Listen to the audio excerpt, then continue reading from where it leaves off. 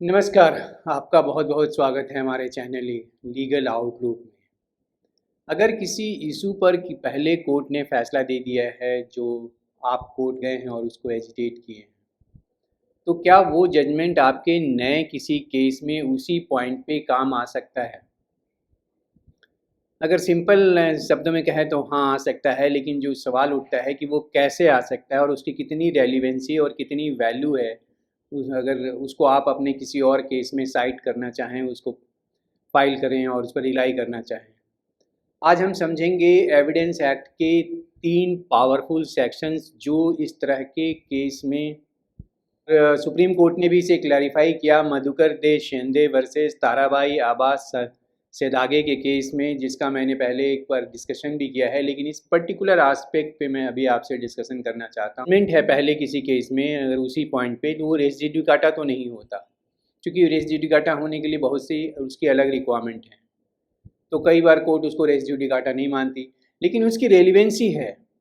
इसमें जो सबसे पहले हम एविडेंस एक्ट के सेक्शन 11 को देखते हैं, जो सेक्शन ये कहता है कि अगर कोई फैक्ट जो डायरेक्टली इशू में यहाँ है और पहले वाले जजमेंट में है, तो वो रेलिवेंट हो जाएगा और उसका असर बाद वाले केस में होगा।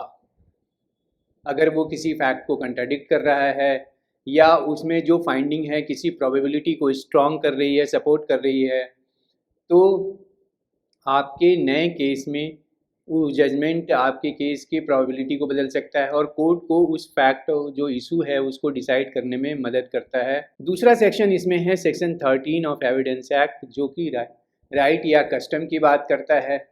अगर कोई प्रॉपर्टी पे कोई डिस्प्यूट है और उसके राइट से रिलेटेड है, पहले किसी जजमेंट में या किसी ट्रांजेक्शन में या किसी प्रोसीडिंग में से आप दिखा सकते हैं कि उस राइट को पहले असर्ट किया गया है या डिनाई किया गया है, या कोई ऐसी फाइंडिंग आ रही है जिससे उस राइट के असर्ट और डिनाई करने में मदद मिलता है, तो कोर्ट को एक स्ट्रॉन्ग सपोर्टिंग सर्कमस्टांसेस मिल जाता है उस जजमेंट के जरिए अपने नए इशू को डिसाइड करने में। दूसरा सेक्शन होता है जो रेलिवेंट है, सेक्शन 35 ऑफ एविडेंस एक्ट।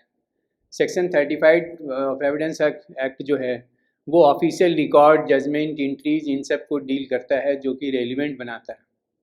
जो रेलिवेंट होते हैं और रिलायबल होते हैं, क्योंकि जो व्यक्ति इसकी इंट्रीज कर रहा होता है वो पब्लिक ऑफिशियल होता है और अपनी पब्लिक ड्यूटीज़ या ऑफिशियल ड्यूटीज़ को डिस्चार्ज करते हुए करता है, तो वो बड़ा रेलिवेंट होता है किसी भी इशू को डिसाइड करने में जिससे कि वो कनेक्टेड है।